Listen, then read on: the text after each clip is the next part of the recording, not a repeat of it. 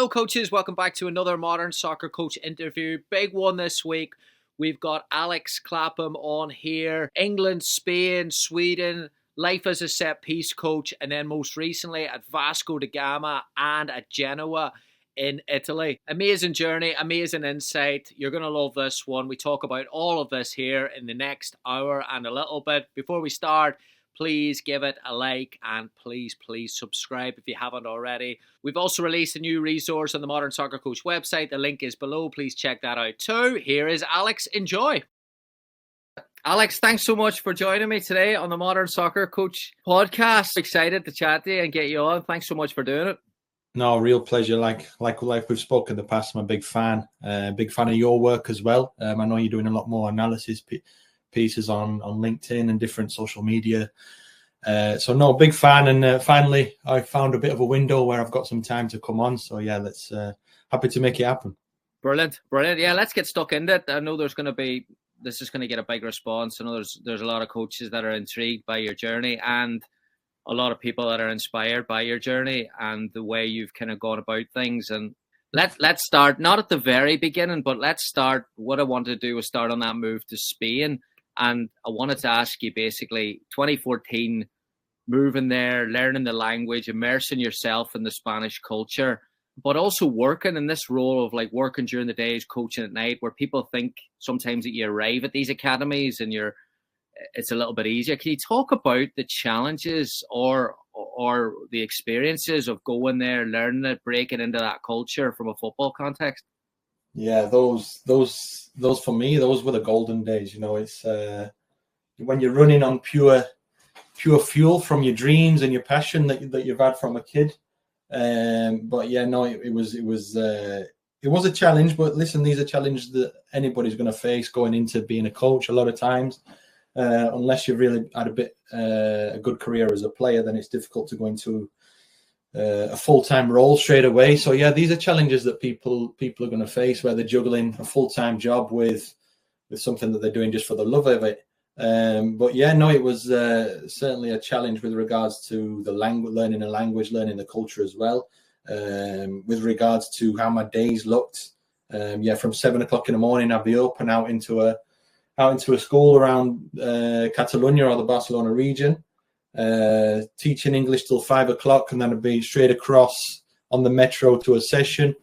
And listen, when you go into a completely new culture with a new language as well, it's a lot of listening and just a lot of watching. You have to take a back seat in the beginning, certainly. But no, it was a challenge that I took on. And yeah, that's something that I spent 6 months the previous year in Mexico, so I didn't go in completely blind with regards to the language. So while I was in Mexico in the mornings, I would be in university for 3 hours a day trying to learn the Spanish language. So I didn't go into it completely blind. I knew the fundamentals, the basics, and certainly based around football just from my studies over the previous sort of 5-6 years. So yeah, I went into it with the fundamentals there, with the languages, so I knew what was going on.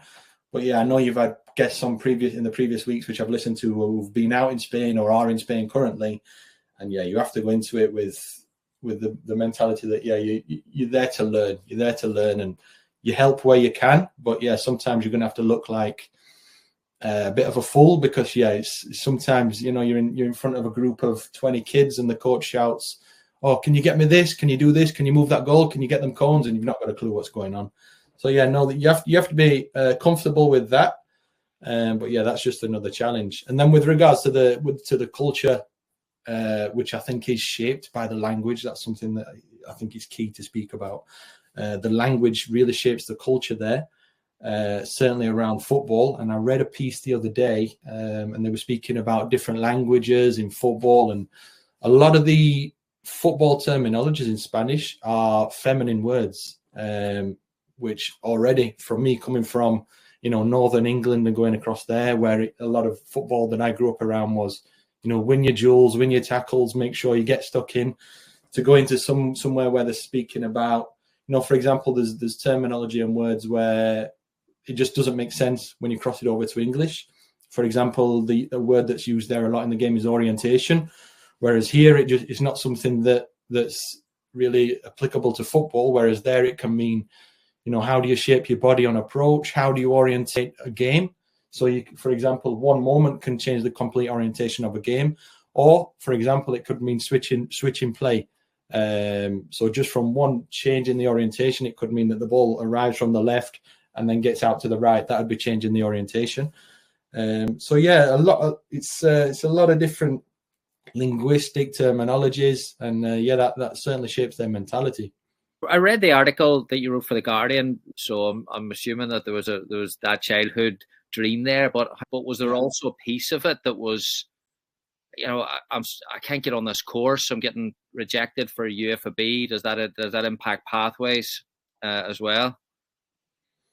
Yeah, for sure. No, that was a challenge, because for a lot of that period I was going over to the States and doing bits there, and then whilst there applying to get on the B license.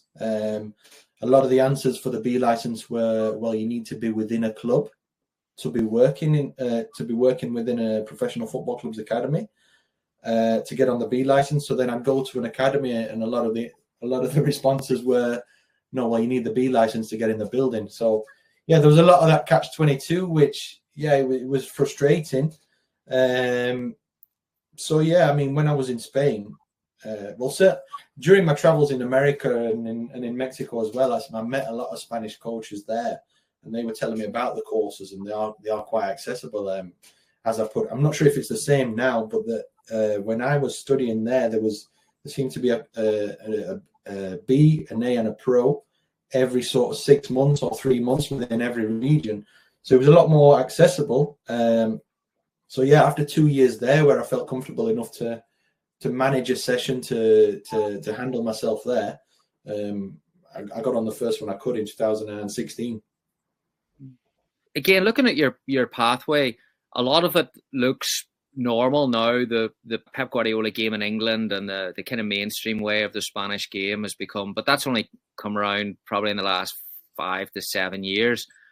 When you were making that journey, it was a little bit of starting that there before it was even popular, and I think that goes around with the set piece aspect of it. It seems that you were on top or in that space really, really early before, again, that it became pretty widely accepted. Now, what drew you to the aspect of set pieces, and when did you realise that was an opportunity of growth in clubs as a specialist role?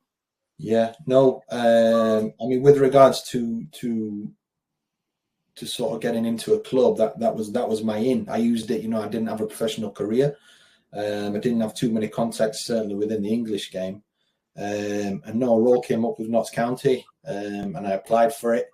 And we went through the interview process there, and luckily I was successful. But a lot of the aspects that I took from that actually came in Spain when I was working in Getafe. So I was with the under-19s there throughout 2019, and this was the year that the first team were having success in the Europa League, and it was Bordalas's previous stint at the club. And a lot of what they were doing was being compact, being solid, staying in games, and then having success off set pieces. So yeah, again, to my fortune, we trained on the pitch next to the first team. And a lot of the times our players would then step across to train with the first team when they were doing set pieces. So often I'd stay around after our sessions and watch their work. And yeah, just the amount of time and emphasis they put on set pieces. I took a lot from that. And then we actually did implement that into our 19s team as well.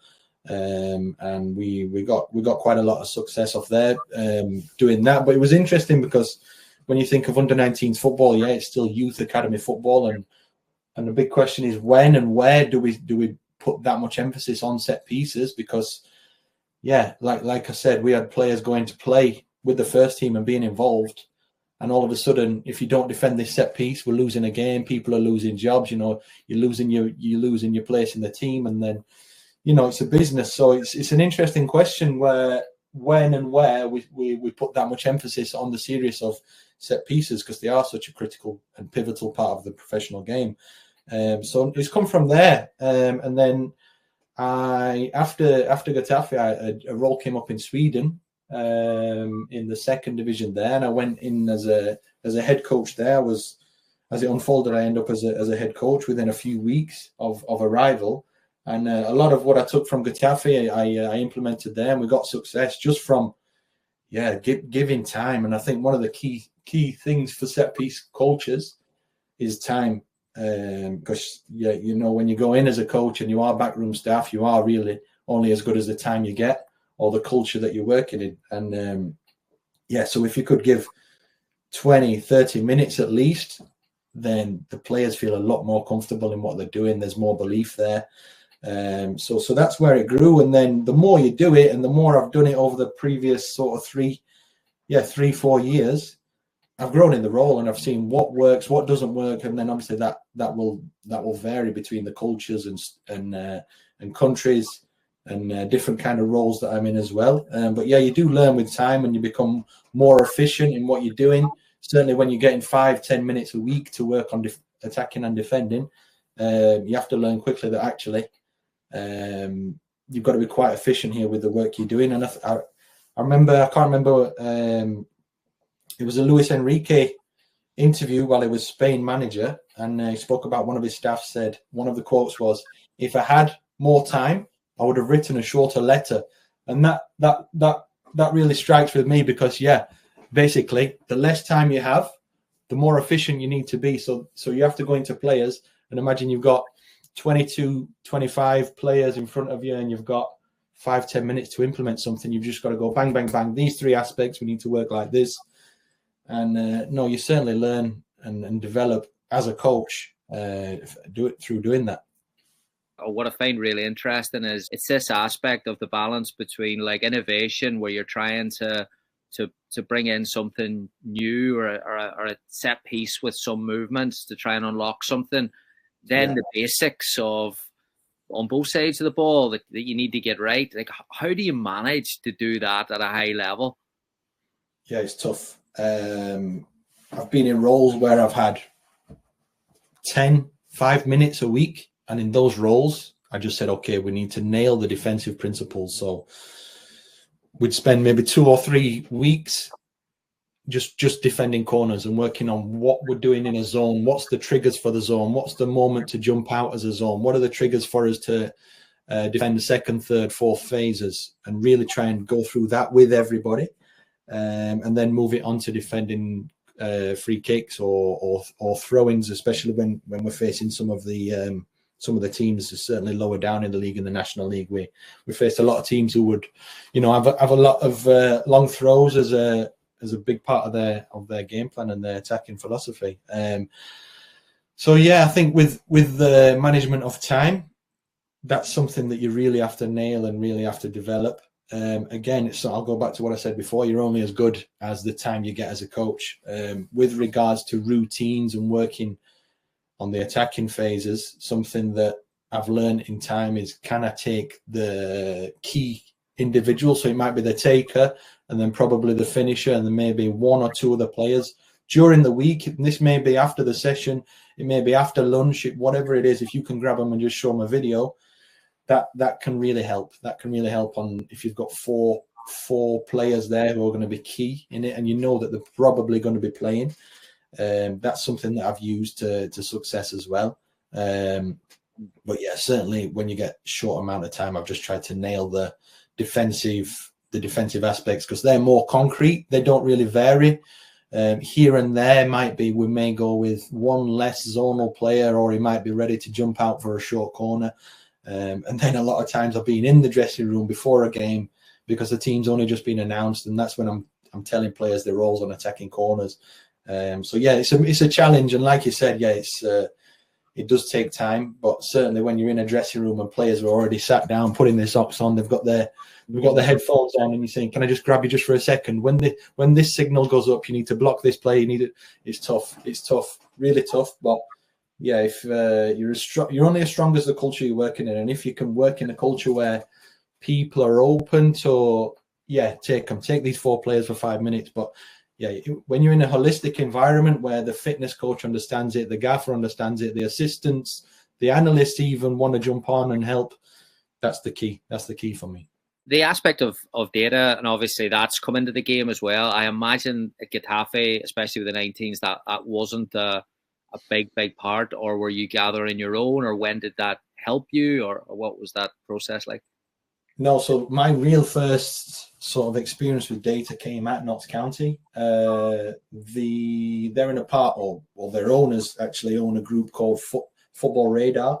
So there was a lot of data used there. So I'd be in a lot of contact with the data guys there, trying to pull up information on us, information on our position, and then information on what's hot at the minute, what's going on with the top teams. What are the top set piece teams? What are they good at? What are the worst ones? What are they not so good at? Where can we hurt teams? So yeah, that's when I was introduced to it. Obviously in the roles and the bigger clubs you work at, there's a lot more data accessible to you. And yeah, as time goes on, and I know, yeah, it's certainly coming into the game now, and it's becoming a lot more prevalent in the game. But as time goes on, a lot more coaches and analysts are data savvy, and I think over time it will become something that's a lot more. It'll become a lot more accepted in the game.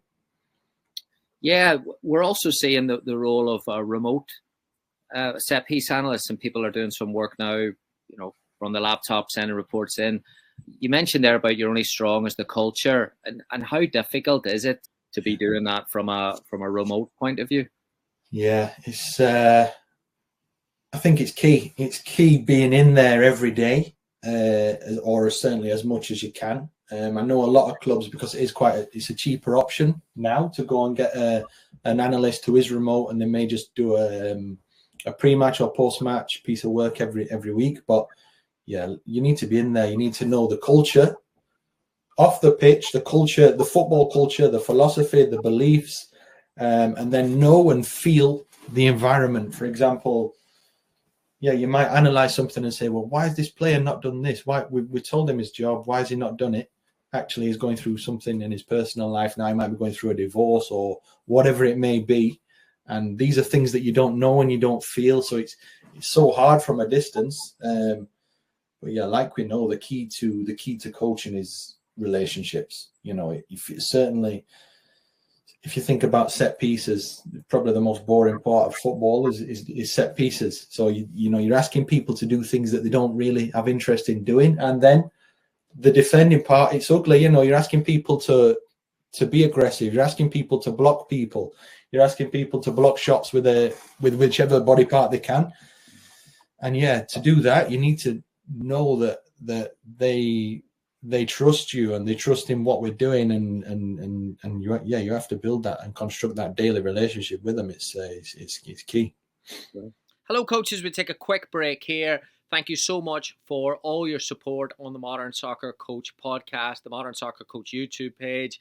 We really, really appreciate all the support. If you wouldn't mind subscribing to the page or the YouTube page, it really, really helps drive the numbers forward and helps us get guests like Alex and guests with top-level football experience that we can lean on for insight and perspective and inspiration as well. So again, thank you so much for the support. If you wouldn't mind, if you haven't already, just give it a like and subscribe to the podcast and the YouTube page. That would be huge.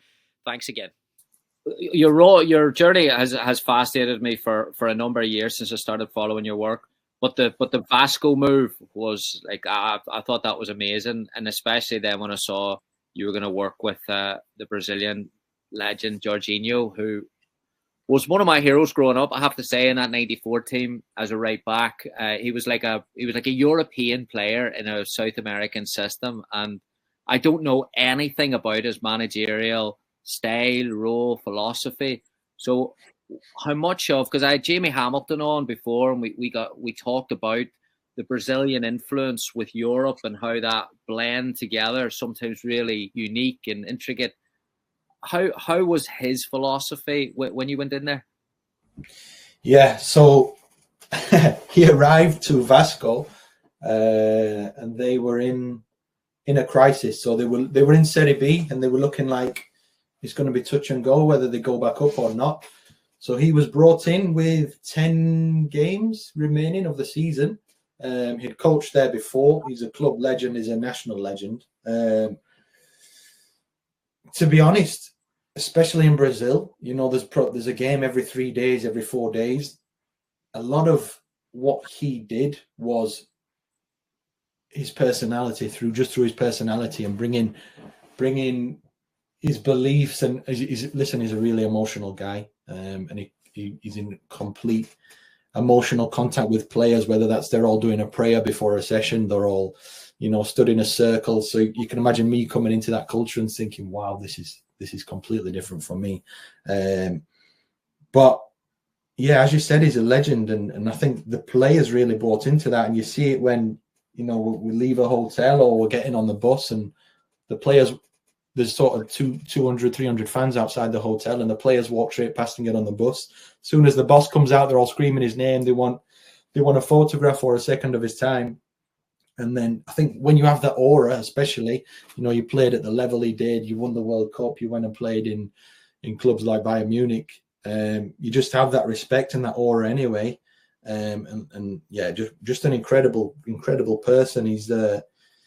He grew up in a favela in Brazil, so he understands the background of the players, where they come from. And this is something that he preaches a lot. And he when I speak about he makes emotional contact with players, he speaks about their beginnings and why they're here, who they're doing it for, people that didn't quite get the opportunities that they have got. Let's do it for them, for example. And yeah, in the favela that he grew up in, he runs a charity there, which he does a lot of work for as well. So yeah, I think that's just an example of what kind of person he is. But yeah, a real legend. And I got actually quite a bit of time to spend with him outside football. We went for some meals, luckily. I got to share some time with him there. But yeah, real interesting guy. And yeah, it'd be interesting where he goes next. Because he just came in and got the club up, and then the club moved on and got a new coach. It was surreal. The whole thing was like a film or some sort of dream. But no, yeah, incredible opportunity to go and work alongside somebody like that. Yeah, the Brazilian culture is just it might be the most fascinating football culture, just for me personally. The fact that they've turned out players for the last 100 odd years, from a player development standpoint, in that environment, and you send a game every 3 days, which people are giving out about game loads and schedules these days. What about those players jumped out to you in that period there? Yeah, for me, it's they're always going to churn players out. There's always going to be a new Brazilian star forever, because it's football or nothing. You know, yeah, as brutal as it sounds, you know, there's a film called City of God, and it's based in a favela there. Our training ground at Vasco is in the middle of that favela. And while we were training sort of 11 o'clock, 12 o'clock, 1 o'clock, there were kids that all sat on the walls all around the dressing room, would come down from the favela to watch every session, and they wanted every piece. Can I get that shirt? Can I get the goalkeeper's towel? Get in the hands on anything just for the love of it. And that just gives you the, you know, just a scope on just what football is to them there. You know, it's not a game. It's football or nothing. And then, yeah, from that comes just a love for the ball. And that's something that never leaves them.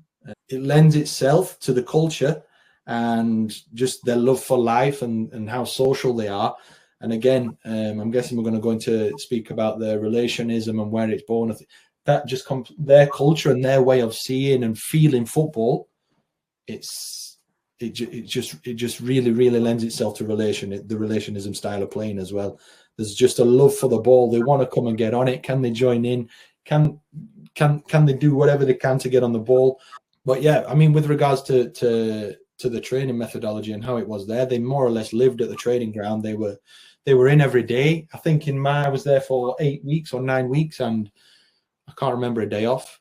Day after games, they were in. The day after that, they were in. Match day +3, they're in. It's just how they are. They don't know anything else, because I remember speaking to the gaffer and speaking to the sporting director and fitness coaches and saying, but what do they do when they're not here? What do they do? And they're saying, well, we don't know. That's the thing. We don't know. We don't know where they're going to. We don't know what sort of environment they're in or coming from when they go home.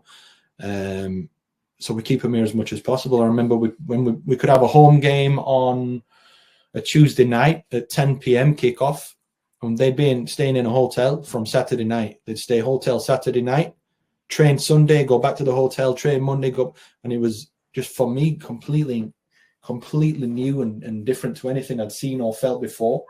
And that's when I'll go back to, sometimes you just have to take a step back and listen and watch and learn, because you have to get a feeling for the culture before you can do anything. But like I said, the feeling and the love they have for the ball, just for a ball. If you could kick a ball over a wall to these kids, that's them. They're happy for hours and hours and hours. Oh, it's fascinating. See when you're looking at the other side of that, the probably the opposite is the United States, where financial brackets that are playing the game and expose the game at a really serious level. Now, there's a lot of investment here to try and get that style of football, and coaches are passionate about developing players like the Brazilians. And you can't measure that love of the ball. Do you think you can build that into an environment that it's not in the air? So, For me, I don't think so. The love of the ball comes from, they don't have much more to do. There's no real phones, there's no iPads, there's no PlayStations or anything like that. They've got a ball and that's it. And I remember we'd leave training and the cars would be coming out in the cars out of the training ground, and the kids would be lining up, and players would just be throwing coins, and kids would be asking, can I get, which would be the equivalent of 2 pence, 3 pence, because they want to save up to get a ball and play football on the streets. That's all they're interested in. Trying to construct something that looks like that's not there when there's so many other distractions going on. And there are safety nets of, you can fail in football or soccer, you may not make it to be a professional, but you're probably going to get a job in coaching or in an office or whatever. When you don't have that safety net, then it brings a complete different perspective to everything. I think you need to be careful with trying to construct something that's not there at the base or at the fundamentals. And some of the players, I won't name names or anything, but some of the players couldn't tell the time. They couldn't read or write. And like I said, the kids who are sat on the wall, they're not at school, and that's during the term time. They sat on a wall watching our session, and then they stood outside playing in the streets all day. How do you sort of take that and drop that into somewhere like the States, where there are so many comforts and security in life? It's not something that you can really manipulate or sort of construct yourselves, or man-made, not really. Yeah, let's talk positionalism, relationism. I'm sure you followed it in the online chats as well. I mean, what's your take on it? It's like, how different do you think the systems are? Do you think they intersect in certain aspects as well? Yeah, for sure. It's it's really interesting, and it's something that is, for me, completely new, and I don't know enough about to comment in real detail. But for me, we need to, I think there's a line where, and society now has such desperation to put things in a box with a label on a shelf. That's relationism. This coach, what's it? Okay, that's positional. And I think we need to be careful, because lines do cross. And look, for example, if you look at Xabi Alonso's Bayern Leverkusen at the minute, they have moments of both in the game, and you look at them, and he's a positional coach. Look where he grew up. Look at the national team that he played for. He was coached by Pep, who was also coached by Mourinho. And then there's moments in his team and in his structure and in their methods where actually that looks like relationism. It's something that we need to be careful of, because also, as humans, we only go off our perception of what we're seeing, and there's a confirmation bias, and we look for what we want to see. So we can sit and watch a match and wait 80 minutes and then say, oh, look, they're doing that. He's a relationist coach. So I think we need to be careful with that. Again, it comes down to the feeling and the beliefs and the culture and the language, which I spoke about earlier on. And I think that's got to affect what you're doing as well. I mean, we are creatures of habit. And you look, I mean, let me take an example. If you get a kid of 4, 5 years old, they like to know what's going to happen. They like to know what's coming. They take comfort in that. So sometimes you get a kid and they can sit and watch the same film on repeat 3 or 4 times a day, just because they get comfort from, I know what's happening next. I know I'm relaxed, I'm calm. And I think that's something that we need to take into consideration. What kind of cultures does the relationism come from? And when you look at, so we're saying it's now Fernando Diniz who's doing it. It's something that's reminiscent of the Brazil teams from the 80s or the 70s, where, they're starting to overload these areas. These players are coming together, and there's a real feeling and sort of socio-affective superiority amongst them there. So it's something that's interesting. But luckily enough, where we trained at Vasco was next to the Fluminense training ground, and Fernando Diniz had been in Vasco with a lot of the staff that was still there the year before I was there. So on my first day, I was sat with the analyst, and I said, tell me about Diniz. What was he like? And we were looking at videos, and a lot of his relationism ideas are born from positionalism ideas. They said, before he started talking about relationism or whatever you call it, he said, we must have 3 players in this zone on this line, and then we can start to build from there. So then where are we saying, is he then positionalist actually? And it's born from there, and then it's developed into something else. Back when I went to, another example, when I went out to Barcelona, Luis Enrique had taken the Barcelona job. And in world football now, you'll do well to find a coach who believes more in occupying spaces. And this, if you had to label him, he would be a positionalist coach. But his front 3 were Messi, Suarez, and Neymar, who, they went where they wanted. Yes, they had starting positions, but then they could get Neymar on the right, Messi central linking. And then within that, there's Dani Alves joining play, and you could get Alves, Messi, Suarez, Xavi, Iniesta, Busquets, all within sort of 20, 40 meters of each other. And that's a Luis Enrique team. So I think we need to be careful. It's something that I don't know enough about. So I want to see it develop as well. My question for it is, how far can it go, and to what level can it go? Because Diniz is doing it with Fluminense. Malmo doing something that looks like it's going that way. Real Madrid do something that looks similar to what they're doing in Fluminense. These are all teams who are extremely strong teams in their league. And I think the minute I start to see teams take it on and take it, can a team like, I don't know, let's say Luton do it in the Premier League, or Fulham do it in the Premier League, then I'll start to say, okay, maybe this is something that's going to grow and grow and grow and grow. But I was lucky enough to go across to see some sessions and see some Fluminense games. I remember watching it and I felt uncomfortable. This is probably due to my Spanish education, but I felt uncomfortable watching it and thinking, but if they lose the ball, they're in big trouble here. And we look at the Fluminense versus City team when I talk about this, and you look at the first goal in the first minutes. Marcelo switched play, and they lost possession to Nathan Ake, who's a central defender. When you lose the ball against a team who have that kind of quality, and they've got Nathan Ake, a central defender, who can curl one onto your post from 30 yards, 35 yards, then I start to think, can it still, grow its fruits for us in these bigger leagues? I know they look to counter that, and they say, okay, but when we're working and we've got 4, 5, 6 players in these tight areas of 40 meters, we then need a player to occupy the space in the diagonal area to counter it if the ball does come out. Well, surely then that's positionalism, if you've got a player occupying a space there. So listen, it's something that's growing, something that I don't know enough about, but I have thought a lot about it, and I've got a million questions. But listen, let's see if it's how high it can go and to what level it can grow to. Fascinating.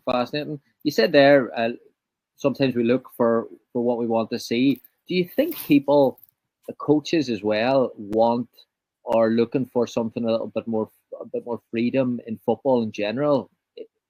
Something has it become a bit generic and a bit packaged around the world at the minute? Absolutely. I think that, yeah, you go to an academy game now, be it in England, be it in the States, be it in Spain. I can guess what it's probably going to look like, what teams are going to do when they have a goal kick, and where they're going to try and hurt the team, where they're going to try and hurt the opposition, It has become a bit generic. And like I said, we are creatures of comfort. And that's why I want to see, can this develop in maybe more of a European structure? Certainly to get it to work in Sweden. Listen, hats off to them for them doing that in Malmo. But I actually went to see a Malmo game in September, and there were moments where they started the build up and it went to one side, and they tried to manipulate the opposition, so they were 6 against 5 in a small area, and they lost it, but they didn't get hurt because the quality wasn't there for them to get hurt. Now, yeah, it's a case where it's happening at the minute in teams that can outscore the opposition, who don't really get punished as much in transition. So, yeah, it's interesting. But for me, it goes completely against everything that I've learned. Well, basically, growing up in Northern England, playing in Northern England as a kid, and then into my early 20s, it goes against everything there. And then my education was in Spain. It goes against everything there. But again, I mentioned Luis Enrique's Barcelona. The front three there were all South American. So maybe it's because they just have that feeling of, actually, I want the ball. What can I do to get on the ball? What can we do let's just start playing. Let's enjoy this ball because we love the ball. Maybe it's just born from that because they have good players. I don't know. But yeah, I don't know. You see, again, when I think of structure, it brings us along nicely. I think of probably Italian football, with tactics and setups and again, the culture of how they view football. Funny, when I was putting the questions together and I was looking at your Genoa stuff, and I was like, I remember Genoa in the early 90s with Scuravi and that stadium in 1990. I think that's where Ireland beat Romania. The walls behind, right? The walls and yeah. I mean, how was that? And if I'm not wrong, that was after Brazil. So yeah. was that a completely different culture? Yeah. You couldn't get two more polar opposites cultures. But I remember it was at the time it wasn't funny, but looking back, I was in Brazil and when I arrived, we had 7 games to get promotion and we managed to do it. And I remember we had after the final game where we got promoted, we went to the hotel and there was a party going on and all the players were banging on the bottles and everything. They were making their own music, and you can imagine. And I went to bed around 3. I woke up at 7 as the bus was leaving to go to the airport to fly back to Rio, and the party was still going. The beats were still going on with players banging cutlery on bottles and dancing on tables. That's Brazil. And then I went to the airport, flew to Rio, went to my hotel, got my things and flew back to England. 2 days later, I was in Italy and sat in an office where they'd lost 3 on the bounce. The manager was under pressure. And yeah, when I say there's 2, you couldn't find 2 more contrasting cultures. I'm not kidding. As far as the parties and the social and the football's free, and it's a way to express ourselves and express our freedom and our culture and the rhythm of our life here. It's the complete opposite in Italy. As I went in there, unfortunately, after 10 days after I arrived, the head coach ended up losing his job. So I'd come from this party in Brazil, landed in Italy, and it was complete pressure. We have to win. If we don't win this game, the boss is under pressure. And Gilardino came in, so I fortunately enough to work with another World Cup winner. and another Italian legend, you know. So he came in, and yeah, I can only speak for him. I can't speak Italian in general and what football in Italy looks like. I can only speak because he's the only real Italian head coach I work with. But a lot of his work was around automisms and patterns. And if the ball is played into this zone, this player must play this pass. It must go like this. And you can imagine the difference coming from what I'd come from in Brazil to coming to Italy. And I had to stand back and go, okay, this is something I need to learn about as well. So if you look at his team, it's something that probably resembles something closely to an Antonio Conte team. Everything's an automism. So yes, there's strengths. Players know what's going to happen before it happens. So if the ball is passed into that space and this player is receiving with this body shape, this means the next pass has to come here. So the strikers have to do a certain movement. And there's a strength because you can be one step ahead of the opponents. But within that, there's also a lot of weaknesses, you know. No two players are the same, you know, and you can play, maybe you play a 3-2 build-up, but if you change one of the two, your system, your style, the identity of your team changes completely. You know, even if you change a left footer for a right footer in one of the central defenders, everything changes. The angles are different. So yeah, it was interesting. It was really interesting. But as I said, it was completely different. The similarity was the intensity around the methodology and the training camp, as in no days off. And for similar reasons, the pressure from the fans. I remember after my second game there, we'd still not had a day off, and my missus was over with me, and I said, okay, we've got 2 days off planned after the game. Let's fly down to Rome. Let's take a couple of days. Let's breathe. And we lost the game. Got on the bus, and it was 9 o'clock tomorrow, boys. We're in. And I was saying to the other staff around me, wait, what? What do you mean? I've booked the flights and hotel in Rome, you know. So you can imagine the phone call to my missus there wasn't the easiest one. But with regards to that, the reason why they do that, right or wrong, is because the fans come to the training ground. If you lose, or if you Genoa in Serie B, where it's a Serie A club, it's a big club, you need to win your games. So imagine we come in the next day, and there's fans at the training ground with tifoses and flares going off and all sorts. So yeah, it was an education, completely different. See, like that's a really interesting point on working for those two coaches at Genoa and Vasco, where again you said World Cup winners, and at a time where people are not criticizing ex-players getting jobs has always got criticism in the media. But you also get a like you mentioned there about the connection that Jorginho had, and you also get a charisma. And having worked with players from both ex-players and players of the caliber of that there, like, well, see that charisma, how valuable is that in those environments when you're around it every day?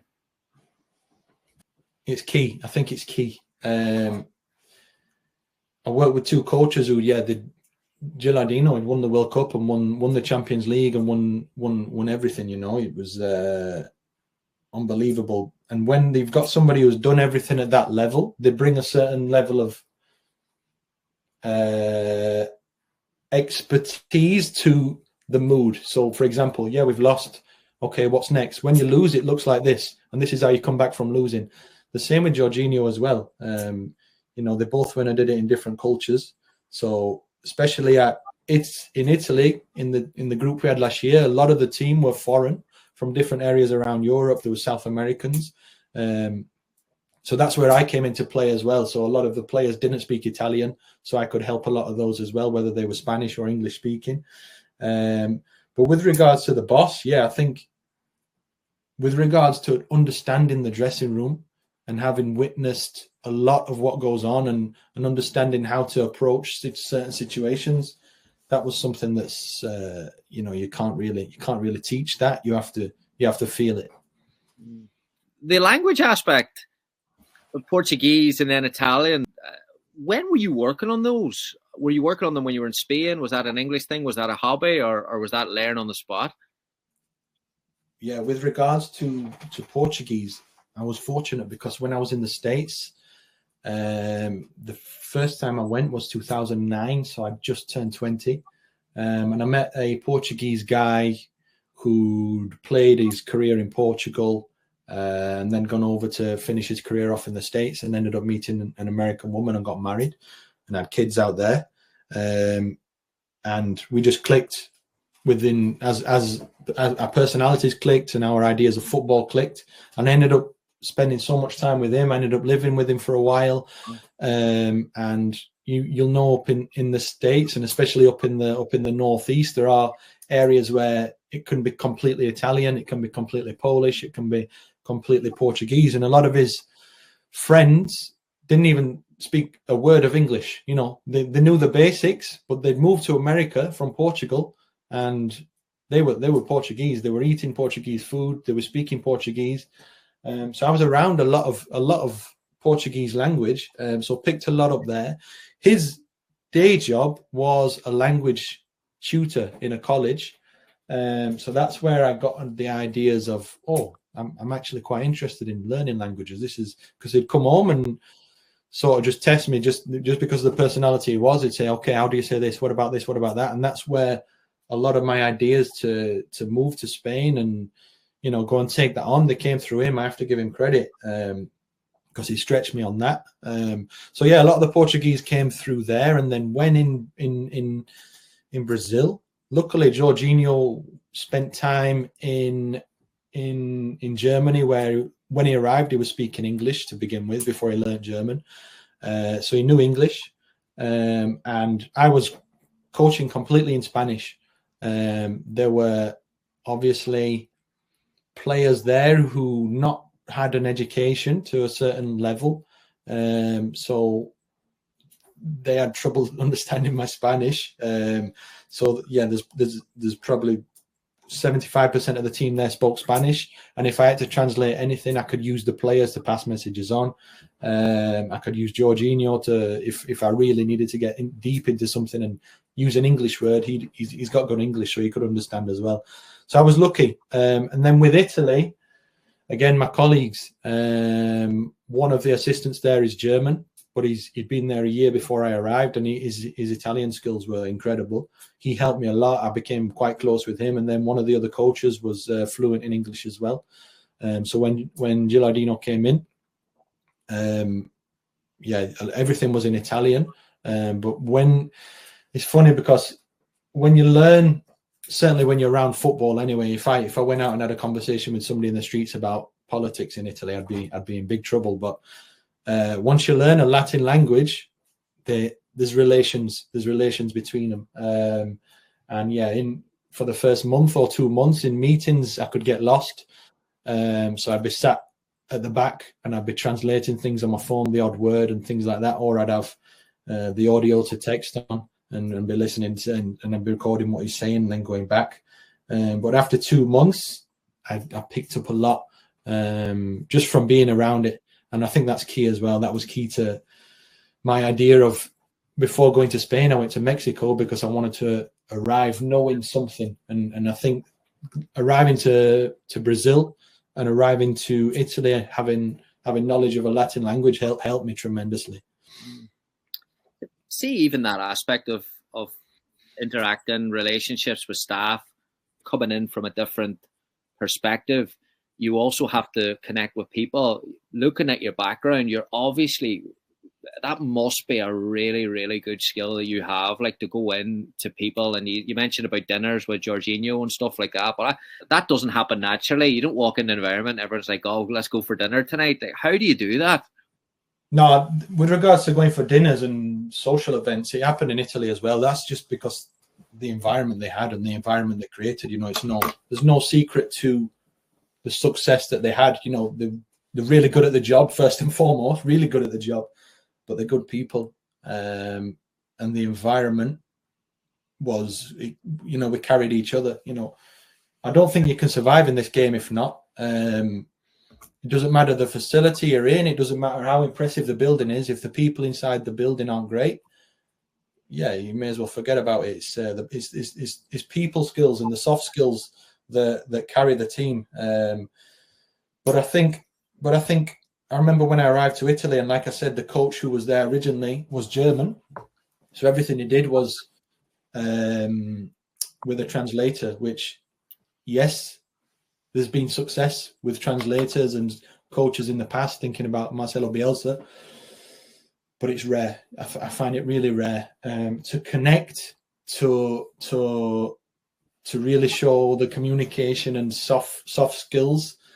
I think it's key. Listen, the coach that lost his job when I arrived is now top of the Belgian league.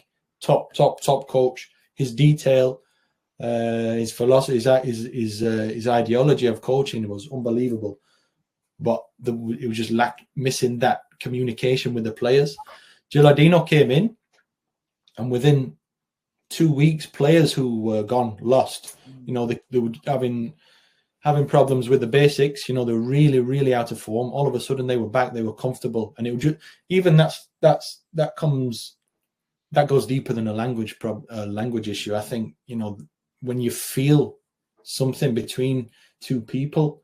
There's a spark and there's a connection, they understand each other's instincts. And yeah, Gilardino came in and a feeling just came back.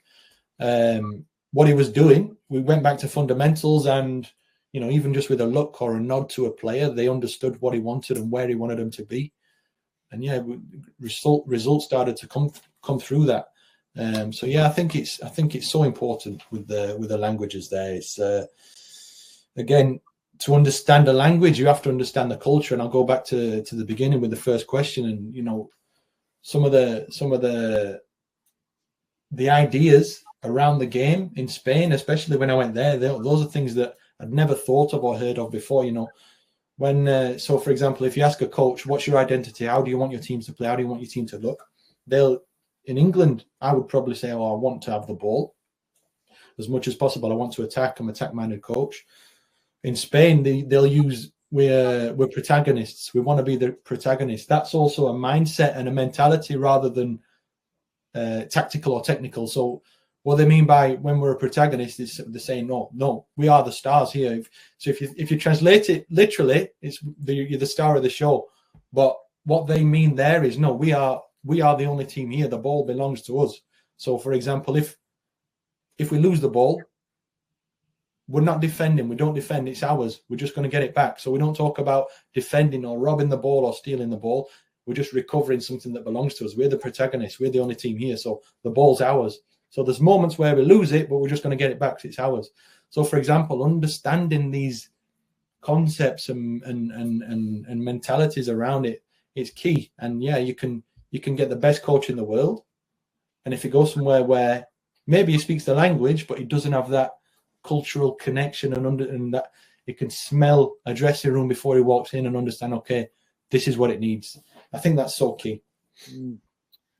Then with the integration of data, analytics, science, putting all these together in different cultures, is there, in your experience, has there been a culture that does it, that's part of their culture as well? Or do you find that just to be a challenge in world football at the minute, where everyone's trying to build the staff and without the silos? Yeah, it's interesting. We spoke about specialized coaching earlier on, and I think there needs to be clarity and also a holistic, approach with unison amongst the group. Everybody wants to add their 10 pence and everybody wants their, but again, where do lines cross? For example, there's teams now, and the English national teams have gone down the route in the past with specialized coaching. But I think you need to be careful because I've also worked in methodologies and worked in sort of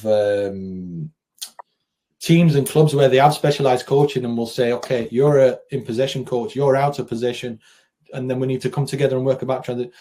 But then who coaches what, when and where? For example, the way we attack results in how we defend. The way we defend results in how we attack. For example, if we're sat in a, let's say, 4-3-3, and one of the 8s jump out to press the fullback on the opposition team. If we get the ball, we look completely different. If he's not there in the middle, then the system's changed. You know, we need to be careful with that, because it's like speaking about, if you think about, for example, Haaland, and he wants to improve on his right foot and his right foot and his right foot and his right foot. So you take his right foot off and work only his right foot. If you put that back on, all of a sudden, he's lost his balance from his left foot. You know, how does he use his upper body to gain the space to use his right foot? How does he, you know, it's everything's a sum of its parts. And I think, yeah, we need to be careful with it, because that again comes back to breaking the game down into phases, and it's not something that I really subscribe to either. I think apart from set pieces and yeah, goalkeepers as well, I think when we break down it into specialized coaches and you need to do this, you need to do that, I don't know how successful you can be if it's one person sort of responsible. So when I've had success at Genoa or Vasco, there's been a common trend, and that's that everybody's involved with everything. Yes, you have your own roles, and I was in charge of set pieces, but the assistants and the analysts knew what I was doing and knew what I thought, because we'd sat together and I said, what do you think about this? And that even goes into the goalkeepers as well. You know, how can the goalkeeper only work on the goalkeepers, and then we throw them into a system and say, and the gaffer all of a sudden is going to turn to the keeper coach and say, why has he not taken that on his right foot and played it right out to the other side? Why have you not worked on that? It can't. We've got to work together somehow. Especially when you think of set pieces, how much real refined detail can you give to a full group? You can't. So you find yourself coaching details to 2 or 3 players, which often means there's at least 10 or 15 other players, you know, stood cold, thinking, what am I doing here? What's happening?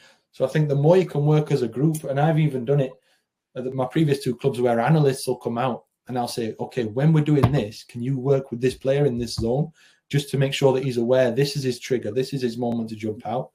But yeah, it's key to work with a holistic approach. And at Genoa, they only had 1 analyst, but there was also 3 coaches doing the analysis work and working together with the analyst. And then, yeah, there was a goalkeeper coach, but then he'd work alongside the fitness coach who'd help him. The goalkeepers need this and this.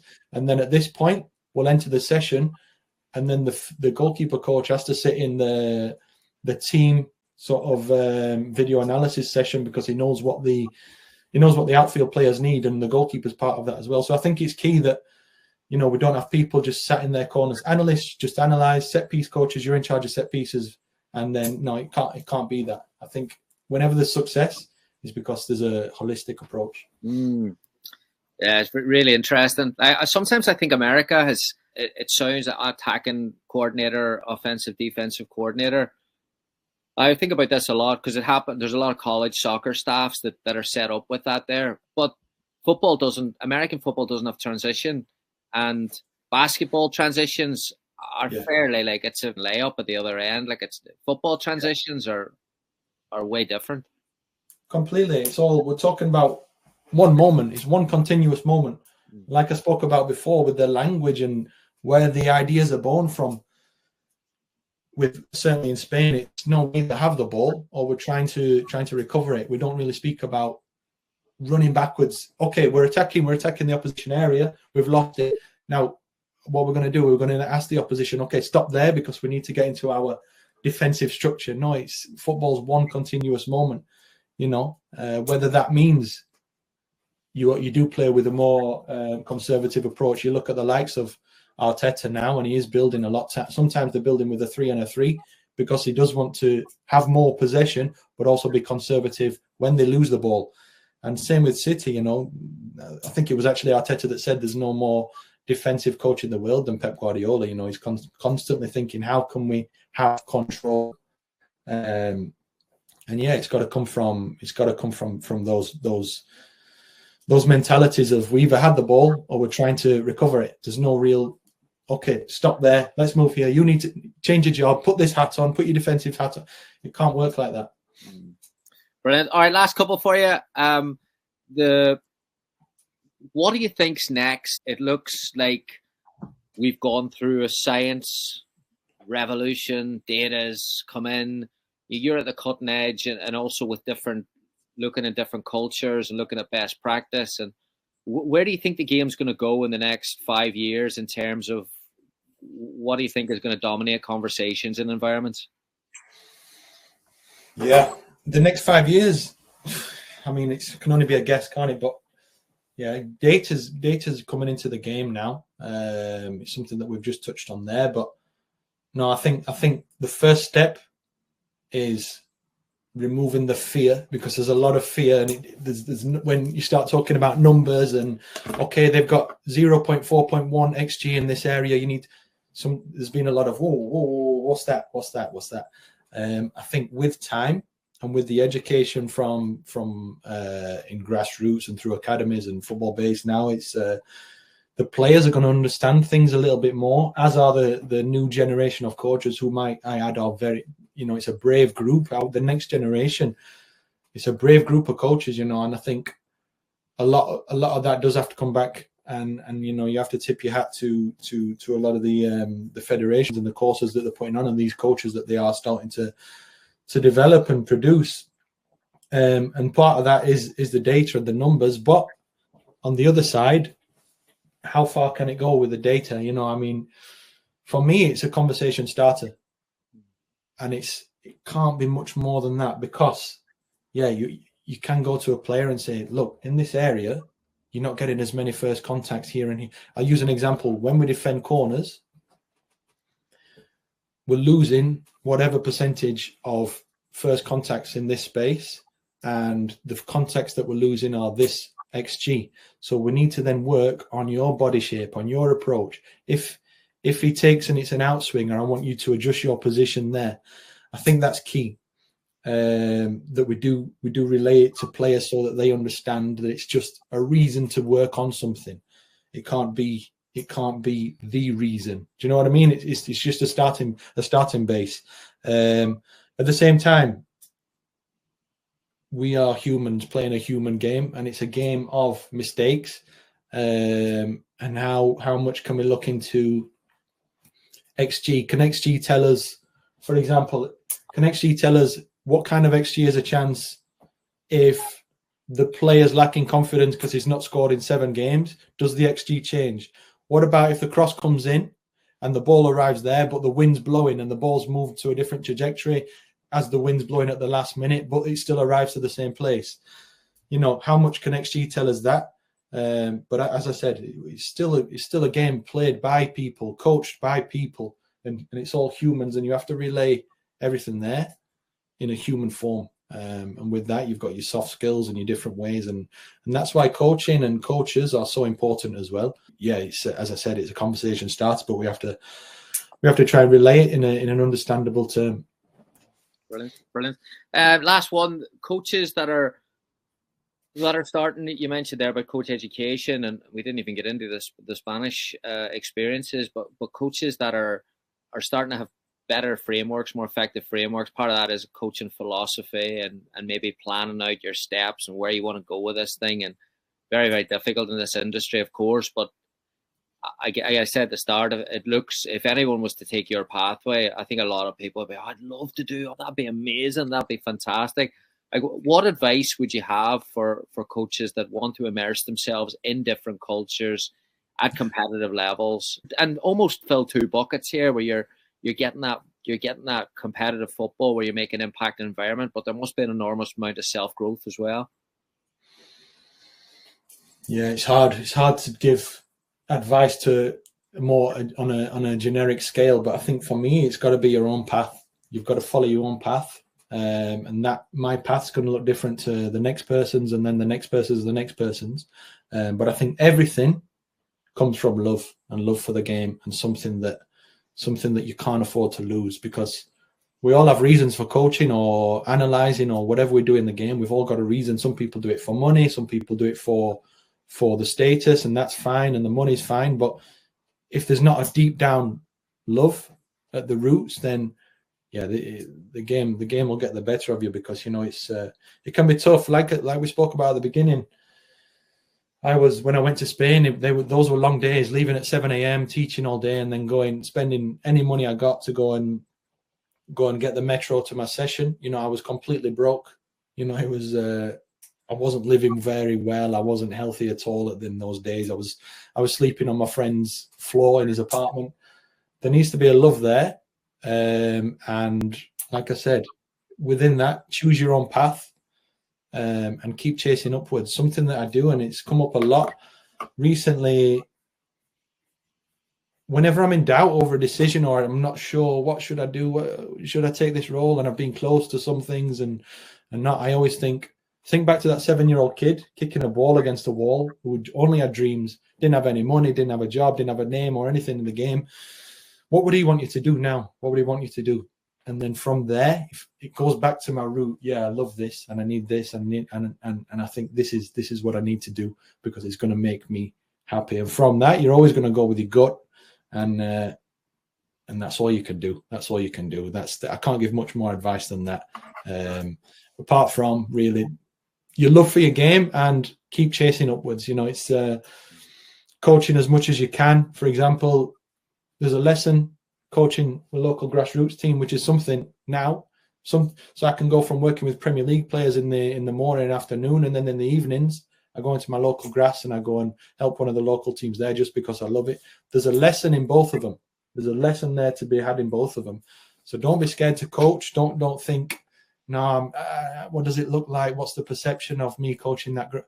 Do whatever you can because there's a lesson everywhere in this game. Brilliant.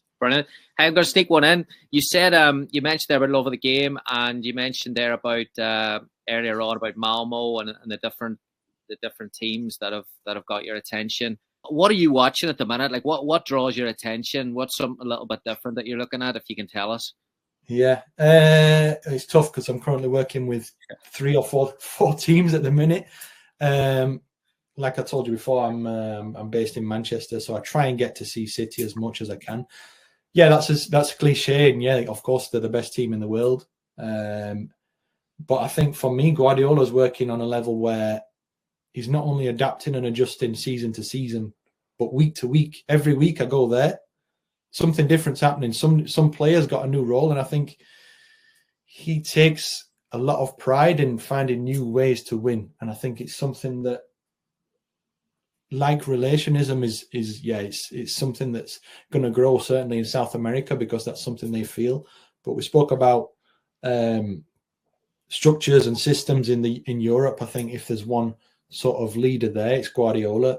If I'm honest, I watch, if it's not a team that I'm working for or analysing one of the upcoming oppositions, then I'm watching City a lot. Apart from that, I actually do look at, when I can, I go and look at Andorra FC, who've got a coach, Eder Sarabia, who used to be Kike Setien's assistant. They're really interesting, a lot of his ideas there. And who else do I look at? Villa, I like it. I love Emery. I was only actually watching them the other day when they played Everton, and yeah, their triggers and principles in the defensive back line as well. When they jump, what's the trigger? He's a coach that I've had the fortune to coach against as well once, and he's an intense guy. But every player is something that he thinks and speaks about are the different spaces in the pitch. So if we think about the different phase spaces, so for example, when the right winger has got the ball, the left back's got a job. What's he doing? Because in a minute he may be attacking, he may be defending, but he needs to be in this sort of zone on the field. And there's always a trigger, whether it's his teammates, the opposition, where the ball is, where the space is, the body shape of the player in possession, the options for the player in possession, the quality of the player in possession, and then of course, there's the different relations within the group as well that they can also have an effect on where you need to be. So yeah, I think those 3 coaches, I'd say, of course, Pep Guardiola's the king, but yeah, something that's a little bit more obscure is probably Eder Sarabia, and then of course Emery's doing great things in the Premier League. But I don't get much more time, if I'm honest. Brilliant, Alex. Thanks so much. Can't thank you enough. Amazing. I've loved it. Thank you. No, thank you so much. It's been a pleasure to come on, and finally got myself on here, and yeah, it's lived up to my expectations. So thank you for that. No, brilliant. Keep up the great work, and like I said, you're an inspiration to many people. So Keep doing what you're doing, man. Brilliant. Thank you. You too.